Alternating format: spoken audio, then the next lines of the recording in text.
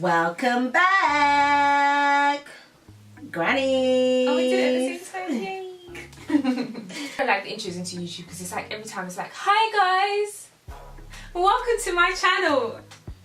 And then it's like, okay, so then how do you start this? Like doing this is not as easy as you think. Like coming behind the camera, you think it's easy when you watch other people do it, but when you come behind it, it's just like, what do we say? What do we do? But today's going to be a little bit different. What we're going to do today is going to be Q's and A's. So we've taken some questions and we're going to give some answers. So when I had my son, when I conceived my son, I was 17, and then I had him when I was 18, and now I'm 26. So my baby boy is 8 years old. I've been a mum for 8 glorious years. Can you imagine? When I first had David, it was just like, I was thinking, okay, now he's a little baby, he's newborn, how is he going to look when he's like 1? Then I was thinking, how's he going to look when he's 5? And now he's 8, it's going to be 2 more years and he's going to be 10. I was 20 when I got pregnant, and I gave birth when I was 21, and I'm now 27. It was my birthday. Oh, actually, I don't know when I'm releasing this, but it was my birthday on Tuesday. So 3 more years, you're going to be 30. Yeah. You really are a granny. You're going to be 30 soon too. You're 27 soon. And my son is 5. Yeah, he's a little 5-year-old. He's at that age where he's trying to think he's boss. Oh, developing personality. Yeah, literally. But yeah, he's... So my labour wasn't, I didn't have a labour, I had a cesarean. And I had my baby at 8 months. So he was premature, a month premature. And it wasn't planned, it was an emergency C-section. It was absolutely traumatising because I was expecting to go the full 9 and have a natural birth. But then, because I had complications, all of that, it led to me having to have a C-section. Which, even though it was traumatising then, I want to do again because it was just so fast. Like, everything happened so fast. I was taken in, cut me open, brought him out, and I went home with my baby. Actually, I didn't go home. I stayed in hospital for like 4 days.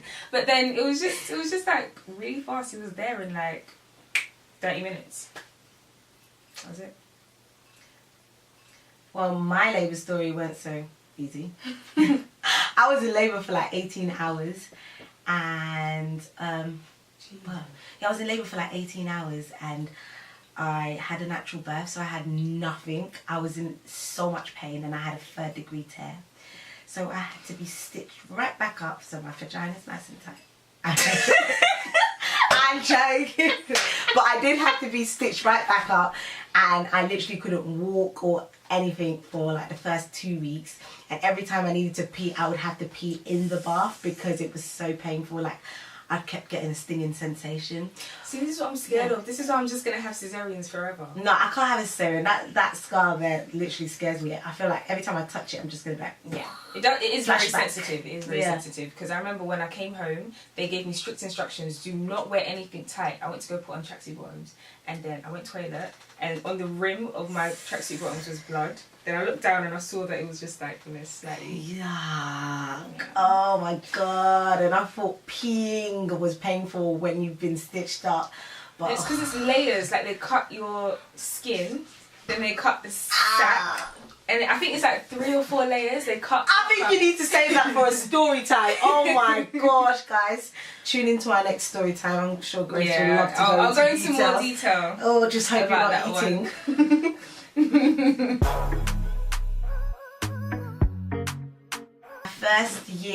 My first year as a mum was horrendous. It was so dramatic, it was so draining. I was literally depressed for most of it, so I didn't really enjoy it. And also the fact that I had decided to go back and finish my last year of uni, and I was working on top of that, and I had a newborn. So I gave birth in July and I started uni again in September. Straight away? Yeah. And then I went back to work ending of September. Wow. It was just crazy. And then I had all of the drama with my son's dad and his family. It was just crazy. I was literally in pieces that year. But Wow. I'm just grateful that I got through it, and I feel like it's made me a stronger person throughout the years to make sure that I was able to do what I needed to do for my son. Yeah. My first year, like you, I didn't enjoy it at all because it wasn't expected. And like I've said before, it's literally like you're thrusted into a new life. So you wake up and you're living for someone else. It's no longer about you. So that took a lot of adjusting physically as well as mentally.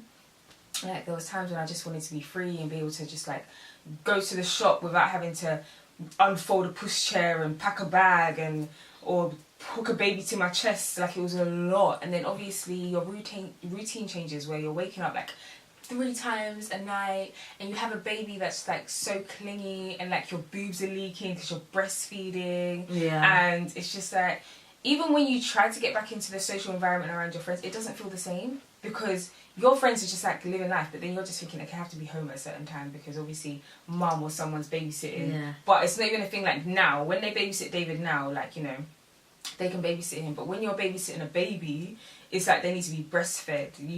You just don't feel normal being away from your child for too long and like feel comfortable. But I didn't like it. I honestly didn't like it. It wasn't the best. It wasn't the best. And then on top of that, I wouldn't say I was clinically going through postnatal depression, but it felt like it. I despised the role of being a mum because I felt like it was just too soon. Like I just felt like this isn't how it's supposed to be. Like I dropped out of college. I was just like in my mum's house. I'm not financially stable enough to just like raise a child. But then there I was. It was hard, but got through it. Thank you, Jesus. The ultimate goal for this channel, I would say, when I was just like getting used to being a mum, I actually wish I had someone that I could talk to or vent to, or like if I knew people that went through the similar experience but was open enough to just share it and just know that I wasn't alone in it, it would have helped a bit more. So my goal, well, our goal with this channel, I would say, is that just, you know, be there for others, share experiences and show there's no shame in the transition and the journey that is being a young parent and being a young mother. It's not always going to be easy, but you're not alone. I would say the main goal of this channel is just to mentally support young mothers. I feel like there's not a lot of things out there, although there's like financial support, you know, you get the housing elements and all that aspect. For when it comes to mental support, there isn't anything out there that will mentally support us and help us and direct us in the right way. And I feel like depression and postnatal, you know, all of these are factors that young mothers especially are prone to suffering from. But that's, I feel like in the society now, it's covered and not a lot of people talk about it, and the whole point of this channel is to get people talking about it, get people understanding that it's real and it's okay to go through it, but there's always someone there to help you. And whatever situation you're going through, whatever situation you're going through, it's not new. Someone's gone through it, and just like ourselves, we, you know, before we came together, we didn't really have an understanding of what we was going through, but we've gone through it now, and we're here to be able to help others that may have been going through similar situation or even have new experiences that we haven't yet experienced, and they can share with us. And you know, from there, it's just, I feel like it's more of a platform to unite young mothers and support and also encourage them in the right way. Not saying that we are perfect and look up to us and copy our steps, because we're still learning and it's still a process for us, and it's a journey. But I feel like it's a journey that we can do together on this platform.